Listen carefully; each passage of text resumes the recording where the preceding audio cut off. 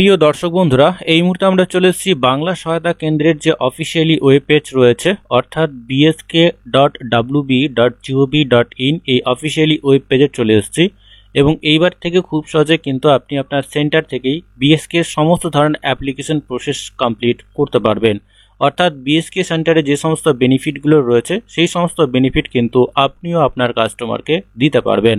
তো চলুন বন্ধুরা, ইন্টারেস্টিং ভিডিওটি শুরু করা যাক। তো প্রথমত আপনারা বিএসকে এর যে অফিসিয়ালি ওয়েব পেজ রয়েছে সেই ওয়েব পেজে চলে আসবেন। ওয়েব পেজে আসা মাত্র এই ধরনের ড্যাশবোর্ড আপনাদের সামনে চলে আসবে। তো এখানে সিটিজেন লগইন বলে একটা অপশন আপনারা পাবেন, দেন আপনারা এইখানে ক্লিক করে দেবেন। এইখানে ক্লিক করা মাত্রই পরবর্তী যে পেজ রয়েছে সেই পরবর্তী পেজে আপনাকে নিয়ে যাওয়া হবে। এই ধরনের পেজ আপনাদের সামনে চলে আসবে। তো এখানে লগইন এবং রেজিস্টারের দুইটা অপশন রয়েছে। তো যে সমস্ত বন্ধুরা নতুন রেজিস্ট্রেশন করবেন তারা অবশ্যই নিউ ইউজার বা রেজিস্টার হেয়ার বলে একটা অপশন পাবেন, এইখানে আপনারা ক্লিক করে দেবেন এবং রেজিস্ট্রেশন কমপ্লিট হয়ে যাওয়ার পরেই কিন্তু আপনি আপনার রেজিস্ট্রেশন যে মোবাইল নাম্বার রয়েছে এবং আপনি যে পাসওয়ার্ড ক্রিয়েট করেছেন সেই রেজিস্ট্রেড মোবাইল নাম্বার এবং পাসওয়ার্ড দিয়ে খুব সহজেই কিন্তু আপনি আপনার ড্যাশবোর্ডে লগ ইন হতে পারবে। তো প্রথমত আপনারা যে কাজটি করবেন, এখানে নিউ ইউজার বা রেজিস্টার হেয়ারের অপশন রয়েছে, এইখানে আপনারা ক্লিক করে দেবেন। এইখানে ক্লিক করা মাত্রই সিটিজেন রেজিস্ট্রেশনের যে পেজ রয়েছে এই ধরনের পেজ আপনাদের সামনে চলে আসবে।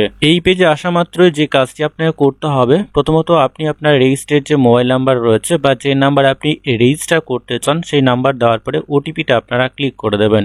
এইটাতে ক্লিক করা মাত্রই 6 ডিজিট ওটিপি সেই নাম্বারে সেন্ড করা হবে। সেই ওটিপি অবশ্যই আপনাকে ভ্যালিড করতে হবে। ওটিপিটি কমপ্লিটলি দেওয়ার পরে ভ্যালিডেট ওটিপিতে আপনারা ক্লিক করে দেবেন। অবশ্যই ভ্যালিডেট ওটিপিতে ক্লিক করা মাত্রই আপনার যে অ্যাপ্লিকেশন ফর্ম রয়েছে অর্থাৎ বাংলা সহায়তা কেন্দ্রের যে অ্যাপ্লিকেশন ফর্ম রয়েছে সেই ফর্ম এখানে খুলে যাবে। পরবর্তী স্টেপে অবশ্যই আপনারা একটু নিচের দিকে চলে আসবেন। নিচের দিকে আসা মাত্রই দেখবেন এই ধরনের ফর্ম আপনাদের সামনে চলে আসবে। এখানে অবশ্যই আপনার যে অল্টারনেট মোবাইল নাম্বার রয়েছে সেই মোবাইল নাম্বার আপনাকে দিতে হবে।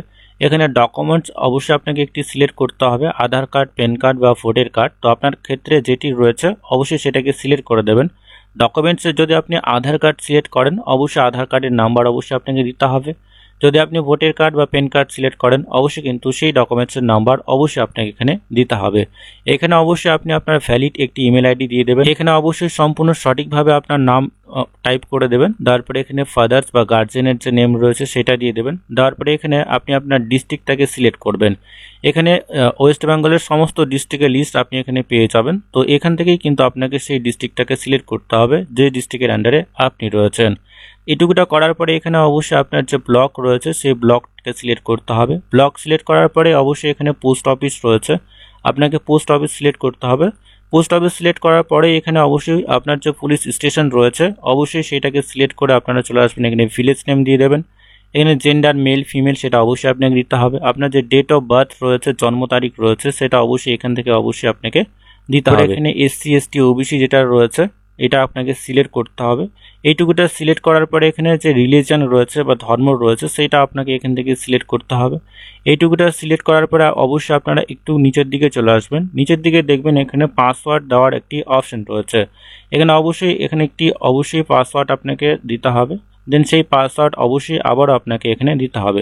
কিভাবে আপনি পাসওয়ার্ড দেবেন, অর্থাৎ 6টা ক্যারেক্টার মধ্যেই কিন্তু সে পাসওয়ার্ড রাখতে হবে, তার সম্পূর্ণ ডিটেলস কিন্তু এখানে দেওয়া রয়েছে। কমপ্লিটলি সমস্ত ডিটেলসটা ফিল আপ করার পরে অবশ্যই রিচেক বা ভেরিফাই করে নেবেন। সম্পূর্ণ সঠিকভাবে ফর্মটিকে ফিল করার পরে অবশ্যই কিন্তু ভেরিফাই বা রিচেক করে নেওয়ার পরে নিচের দিকে দেখবেন সাবমিট বলে একটা অপশন রয়েছে, অবশ্যই আপনারা সাবমিটে ক্লিক করে দেবেন। সাবমিটে ক্লিক করা মাত্র সাকসেসফুলভাবে রেজিস্ট্রেড হয়ে যাবে এবং অবশ্যই কিন্তু আপনার যে রেজিস্ট্রেড যে মোবাইল নাম্বার রয়েছে সেটা আপনার ইউজার আইডি হবে এবং অবশ্যই রেজিস্ট্রেশন কমপ্লিট হওয়ার পরেই কিন্তু অটোমেটিকভাবেই আপনি আপনার ড্যাশবোর্ডে চলে আসবেন, অর্থাৎ লগ ইন হয়ে যাবে। লগ ইন হওয়ার পরে এখানে ড্যাশবোর্ডের একটা অপশন পাবেন আর এখানে চেঞ্জ পাসওয়ার্ডের একটা অপশন রয়েছে এবং সমস্ত ধরনের সার্ভিসের লিস্ট কিন্তু আপনি এখানে পেয়ে যাবেন, যে সমস্ত সার্ভিসগুলো আপনি এইখান থেকে রিকোয়েস্ট করবেন। তো এখানে সমস্ত সার্ভিসের লিস্ট রয়েছে, আপনি কিন্তু সমস্ত ধরনের সার্ভিসের জন্য রেজিস্ট্রেশন প্রসেসটি আপনি আপনার সেন্টার থেকে করতে পারবেন।